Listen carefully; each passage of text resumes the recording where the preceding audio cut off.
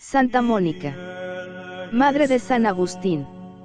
332 a 387. Memoria obligatoria. 27 de agosto. Estamos cansados de oír decir que el porvenir del hombre está en manos de aquellos que guían sus primeros pasos en la vida. La historia de Santa Mónica nos ofrece un doble ejemplo de esta verdad. Si a su solicitud maternal debemos uno de los santos más excelsos que han iluminado la Iglesia, una de las más puras glorias de la humanidad, ella misma creció en un ambiente de austeridad, por no decir de dureza. En su pequeña ciudad de Tagaste había cristianos y paganos, católicos y maniqueos, pero en la casa de Mónica la fe auténtica era una tradición secular. Sus padres eran católicos hasta la obstinación, católicos, también, los domésticos que la rodeaban.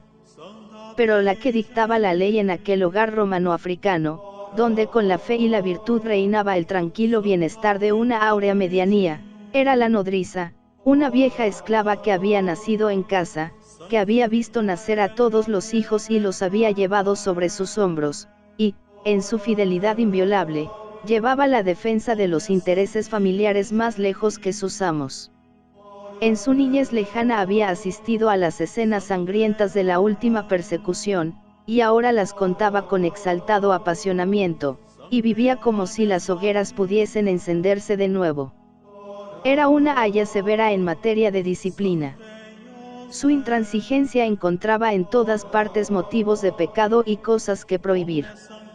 Bajo su férula, ni el agua podía probarse fuera de las comidas, orden terrible para aquellos pequeños africanos que vivían cerca de la tierra de la sed. Pero la vieja les decía, ahora bebéis agua, porque no tenéis vino, más tarde, cuando os caséis y tengáis a vuestra disposición todas las llaves, no sabéis dónde os arrastrará la costumbre de beber. Mónica llevaba camino de realizar aquel pronóstico de la experiencia. No era santa todavía, pero tenía fama de discreta, y por eso la mandaban a la bodega para sacar el vino. Empezó por mojar los labios al momento de echarlo en la jarra. Eso era bastante para su garganta, poco acostumbrada al licor de Dionysios. Más que por gusto, lo hacía por travesura, por hacer una mala jugada a la nodriza, pero al poco tiempo ya no le bastaron las gotas del principio y terminó por beber una taza entera. Y he aquí que un día la vieja apareció en el umbral mientras la niña vaciaba el vaso, vino el regaño consiguiente, Mónica se rebeló, pero en medio de la disputa soltó la palabra fea, terrible, humillante, borracha. La muchacha quedó como abrumada bajo el peso del apóstrofe, nada replicó, salió humilde del subterráneo, y ya no volvió a probar el vino cuando la enviaba a sacarlo. Así terminó en ella una pasión naciente por obra del amor propio, unido a una rara energía. Ya entonces podía adivinarse un carácter, un alma dura y reservada, fría en apariencia, pero apasionada en el fondo. Apenas salida de la infancia, Mónica se vio unida en matrimonio con un hombre a quien, sin duda, no conocía. Era la costumbre del tiempo. Había que casarse porque así lo exigían las conveniencias, y este era un negocio que corría por cuenta de los padres. El marido, llamado Patricio, nos ofrece el tipo del africano romanizado. Pertenecía al consejo municipal de la villa, y aunque no podía considerársele más que como un pequeño propietario rural, tenía todo el prestigio de un personaje entre sus convecinos. Hombre activo, violento, brutal, pero de excelente corazón. No era cristiano, pero estaba libre de todo fanatismo religioso. Su paganismo rutinario se parecía mucho al escepticismo. En sus cóleras, hubiera pegado tal vez a su mujer, pero ella se le imponía con su reserva y con su dignidad de cristiana. Mónica tenía libertad completa para cumplir sus deberes religiosos. Acaso era ya un poco rigorista, como la sirvienta que la había educado, pero estaba dotada de un tacto admirable y de una dulzura inalterable, que templaba la intransigencia de su carácter. Fiel a su marido, pero fiel también a todas las exigencias de su fe. Salía con frecuencia en compañía de una esclava de confianza para asistir a los oficios, para visitar a los enfermos, para hacer limosnas. Cuando llegaba una fiesta, se pasaba la mayor parte de la noche en la basílica. Los domingos, según una costumbre supersticiosa que del paganismo se había infiltrado en la nueva religión, iba al cementerio con sus provisiones de vino, pan y bolas de carne picada, y en compañía de sus amigas celebraba piadosamente el banquete funerario en honor de los mártires. Estas salidas empezaron a inquietar a su marido, que, como buen africano, sentía también la mordedura de los celos, excitados más que por sus propias sospechas, por los cuentos que le llevaban los domésticos. Además, en casa estaba también la suegra de Mónica, demasiado solícita de los intereses de su hijo. Pero fue tal la paciencia, la dulzura y la obsequiosidad de la joven esposa, que pronto logró convencer a la anciana de su conducta irreprochable. La africana se enfadó con los esclavos, los denunció a Patricio, y Patricio, como buen padre de familia, los hizo azotar. La armonía reinó desde entonces en el hogar. Las amigas de Mónica estaban maravilladas. Es extraño, le decían, enseñándole las cicatrices de los golpes que recibían de sus maridos. Y, sin embargo, tu marido es colérico, y pagano, por añadidura. ¿Cómo te las arreglas? Y Mónica respondía, cuidad de vuestra lengua.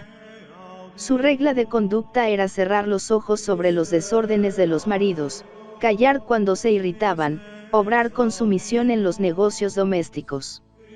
Tanta virtud consiguió la conversión de Patricio. Después de Dios, después de su marido, Mónica vivía para sus hijos. A fines del año 354 había tenido uno, a quien puso por nombre Agustín. Y no era el primero. Pero en él concentrará sus más tiernos cuidados, lo mejor de sus solicitudes maternales.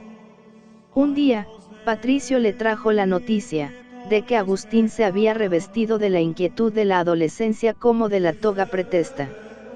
Como buen pagano, Patricio veía con júbilo esta promesa de posteridad, pero ella, temerosa de los peligros que podría correr la virtud de su hijo, le llamó aparte y le habló seriamente.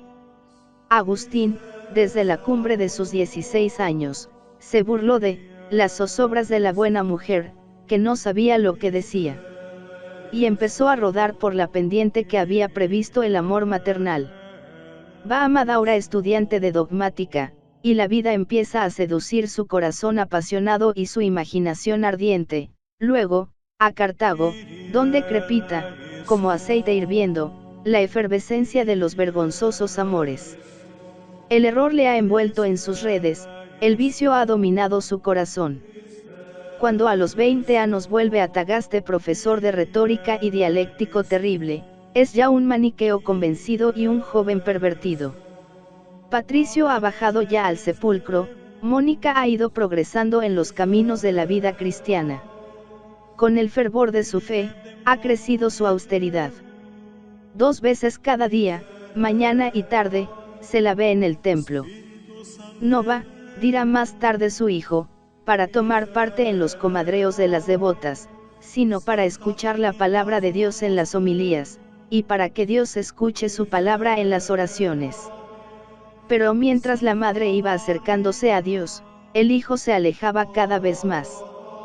Sus maneras de mozo emancipado desentonaban en aquella casa, donde todo respiraba seriedad. Vinieron los reproches inevitables. Agustín no se contentaba con sostener sus errores, sino que hacía gala de ellos, y a las amonestaciones respondía con el desdén. Cristiana de aquella tierra de África donde había florecido Tertuliano y la mártir perpetua, absoluta en su fe, heroica en sus decisiones, Mónica prohibió al rebelde que comiese en su mesa y que durmiese bajo su techo. Le arrojó de casa. Eso al joven le importaba poco. No tardó en encontrar buenos mecenas que le ofrecieron su dinero, su palacio, su protección. Entretanto, la pobre madre, con el corazón sangrante, rezaba sin cesar. Ya empezaba a arrepentirse del paso que había dado, cuando tuvo una visión que llenó su alma de consuelo.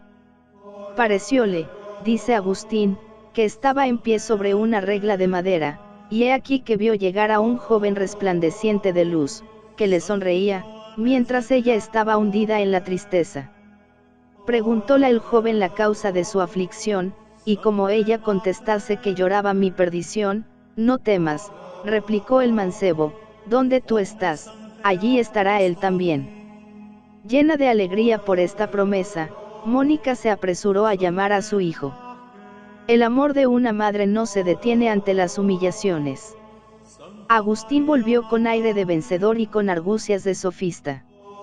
Puesto que, según tu sueño, decía a su madre, intentando robarle la felicidad, los dos debemos estar en la misma regla, parece evidente que tú llegarás a ser maniquea. No, replicaba Mónica, no me dijeron que yo estaré donde tú estás, sino que tú estarás donde yo estoy. Esta respuesta, inspirada por el buen sentido, hizo impresión al joven, pero no le convirtió. Como último recurso, Mónica llamó en su ayuda a un obispo que tenía fama de buen escriturista, pero tal era ya la reputación de Agustín como dialéctico, que el buen prelado no se atrevió a medirse con él. La compasión y la bondad de su alma le inspiraron entonces aquella expresión sublime que todo el mundo conoce: no te preocupes tanto, mujer, no es posible que perezca el hijo de tantas lágrimas. Más tarde, Agustín verá en estas lágrimas de su madre el primer bautismo de su regeneración. Llorando, a causa de Agustín, Mónica le dio la vida del espíritu, después de haberle parido según la carne. Pero aún le queda mucho que llorar. Hubo una tarde en que llegó a creer que no le quedarían más lágrimas. Agustín se iba a marchar lejos, dejaría la casa paterna, atravesaría el mar, llegaría hasta Roma. Para la rígida africana, Roma era otra Babilonia llena de inmundicias y plagada de errores. Ese nombre la hacía temblar aún más que el de Cartago, que tantas amarguras le estaba ocasionando. Y, abrazándose al fugitivo, le conjuraba con lágrimas que no la abandonase. Y Agustín tuvo que acudir a un engaño, cuyo recuerdo debió ser luego un tormento de su vida. Voy al puerto, le dijo Agustín, para despedir a un amigo que se embarca. Yo iré contigo, replicó ella, sospechando la verdadera intención de su hijo. Llegaron a la playa. Era una tarde de verano, húmeda y sofocante. Ni una ráfaga de aire turbaba las aguas. Y las horas pasaban sin que el navío pudiese zarpar. Viendo a su madre abrumada por el calor y la fatiga, Agustín le aconsejó pérfidamente que fuese a pasar la noche en el pórtico de una ermita cercana, puesto que, según se decía, el barco permanecería en el puerto hasta el amanecer. Así lo hizo. Durante largo tiempo rezó por su hijo al glorioso mártir San Cipriano, ofreciendo a Dios la sangre de su corazón, porque deseaba verse a su lado, nos dice él mismo, con un anhelo mucho más grande que las otras madres. Rezaba y lloraba, tratando de esconder sus lágrimas a los ojos de los viajeros y los mendigos que habían buscado un refugio junto a ella, hasta que, vencida por la emoción, se durmió. Entretanto, Agustín subía a la nave. Había logrado su objeto, pero estaba triste. En vano brillaban en la altura los blancos parpadeos de la Vía Láctea como flores de un jardín celeste, en vano le pintaba su imaginación los triunfos que le aguardaban en la ciudad eterna, en vano le abrazaba a uno de sus amigos, repitiéndole aquel verso de Terencio: este día, que te trae una vida nueva, exige de ti un hombre nuevo. El despertar de aquella pobre madre le llenaba de angustia. Después, la lucha de la ambición, la lucha del espíritu, la lucha de la carne, las desilusiones y las tristezas. Aquel maniqueísmo a que Agustín se había entregado con toda su generosidad juvenil, es un pantano hediondo. Y viene también la enfermedad. El profesor africano ve que la muerte se le acerca, pero apenas piensa en la otra vida, ni siquiera pide el bautismo, como en los días de su infancia, cuando le sucedió un caso semejante.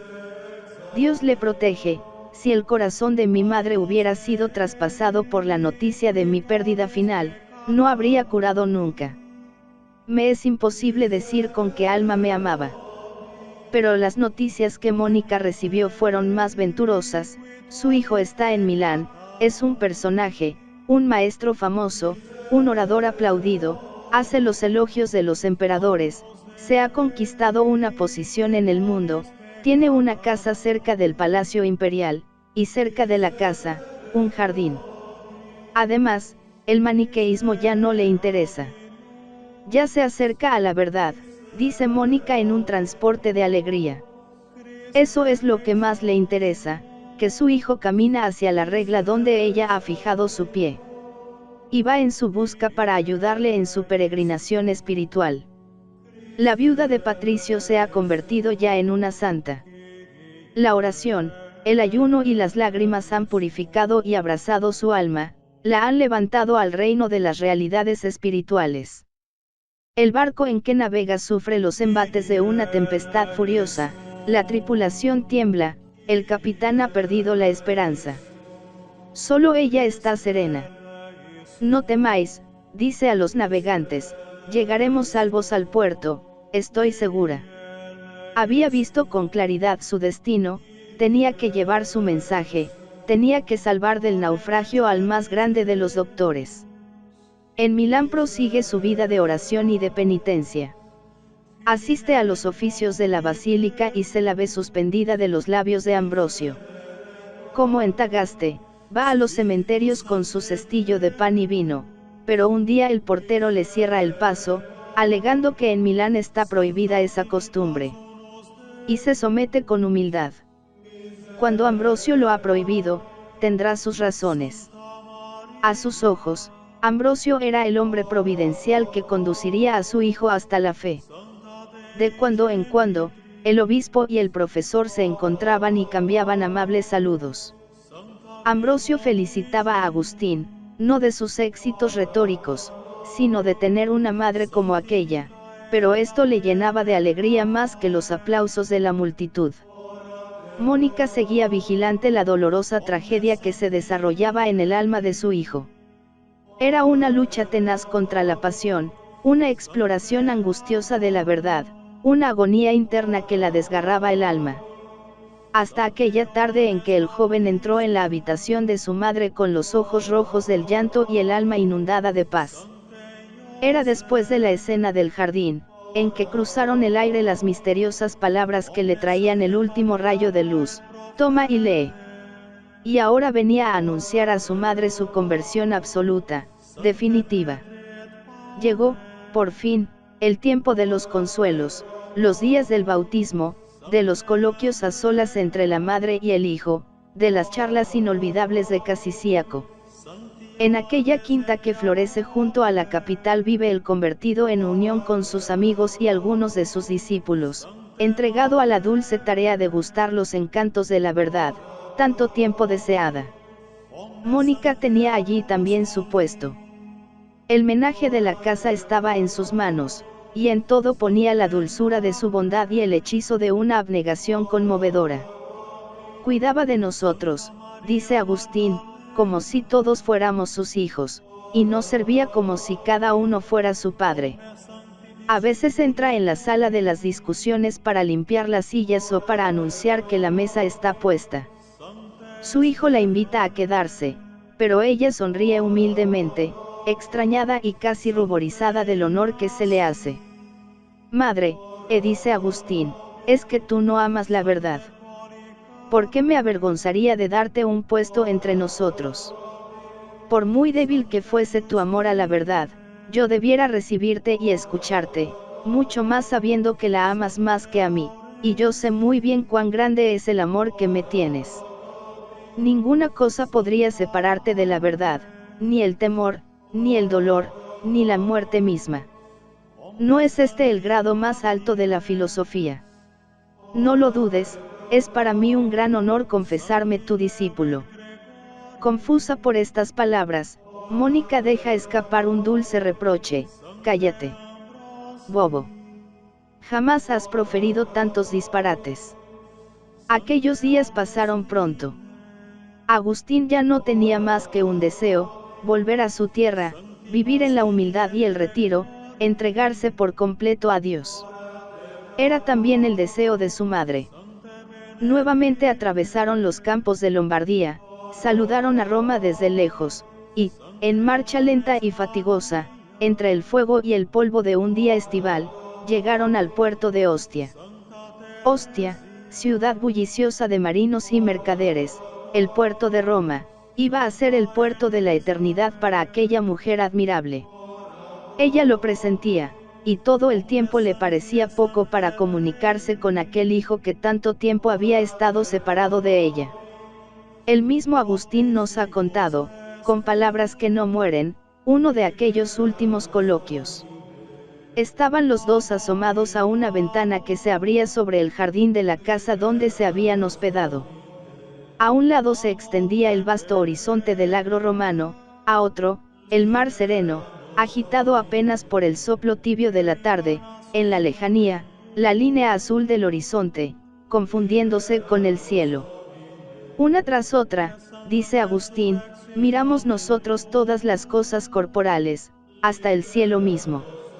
La gran llanura desolada, los inmensos campos estériles, tenidos aquí y allá de color rosa y verde, los bosquecillos de pinos y avellanos, las ondulaciones de las colinas romanas, envueltas en un halo de infinita melancolía, tenían un encanto indefinible para las miradas del amor en aquel suave atardecer, cuando las ventanas del mediodía se abren al relente crepuscular después de pasadas las horas de calor. Apoyados en el alféizar, Agustín y Mónica contemplaban. Y admiramos la belleza de tus obras, oh Dios mío. Y desde ellas nuestros espíritus se lanzaron hacia las alturas. Era el vuelo misterioso de la contemplación. Habituada a sus prodigiosas experiencias, Mónica conducía a su hijo por aquellas regiones sublimes para saciar su anhelo de verdad. Busca por encima de nosotros, le habían dicho las criaturas, y su madre le cogía de la mano para asistirle en medio de las aventuras de aquella exploración magnífica. Y llegamos, continúa Agustín, hasta el fondo de nuestras almas, pero no nos detuvimos allí, sino que pasamos adelante, hasta aquella patria, oh Señor, donde tú sacias eternamente a Israel con el pan de la vida. Y mientras hablábamos y caminábamos sedientos hacia aquella región divina, tocamos en ella un instante, con un salto de nuestro corazón. Hasta que caímos suspirando, dejando allí adheridas las primicias de nuestro espíritu, y volviendo a los balbuceos de nuestros labios, a esta palabra mortal, que empieza y que acaba. Nuevamente se hallaban en la tierra, envueltos en los colores agonizantes del crepúsculo, en la tristeza sombría del agro, en un aire de nostalgia, que parecía subir de la llanura de la tierra y de la planicie del mar. Entonces fue cuando Mónica descubrió su íntimo secreto. Hijo mío, dijo, dirigiéndose a Agustín, para mí ya no hay encanto alguno en esta vida. No sé lo que hago ya, ni por qué sigo viviendo. Una sola cosa hacía que quisiese continuar aquí algún tiempo, era el deseo de verte, antes de morir, en el seno de la iglesia. Mi Dios me ha escuchado. ¿Qué hago ya en este mundo? Había cumplido su mensaje, había consumido la esperanza del siglo, y el vuelo definitivo no podía demorarse para ella. Aquel éxtasis le había servido para levantar la punta del velo. Unos días más tarde le atacó la fiebre del agro, el mal que espía siempre al viajero en aquel terreno pantanoso. Solo sentía morir lejos de su tierra, más pronto se dio cuenta de que esa pena era poco cristiana, y, volviéndose a los que la rodeaban, les dijo, enterrad este cuerpo donde queráis, no os preocupéis por eso. Lo único que os pido es que os acordéis de mí ante el altar del Señor, donde quiera que estéis. Era el sacrificio supremo, pocas horas después exhalaba su espíritu. Agustín le cerró los ojos, y quedó como petrificado por el dolor. Sin embargo, no lloraba. Un amigo suyo comenzó un salmo, los demás continuaron. Después se le vio consolar a los demás hablando de la liberación del alma fiel y de las bienaventuranzas eternas. Se le hubiera creído insensible, pero una noche de tristeza envolvía su corazón. Con esfuerzos heroicos trataba de disipar las nubes del dolor con la luz de la fe, pero a los 2 días ya no pudo más, una ola de abatimiento le invadió, empezó a sollozar de repente, y al verse privado de las tenures de aquella madre única, lloró, inconsolable, largo tiempo.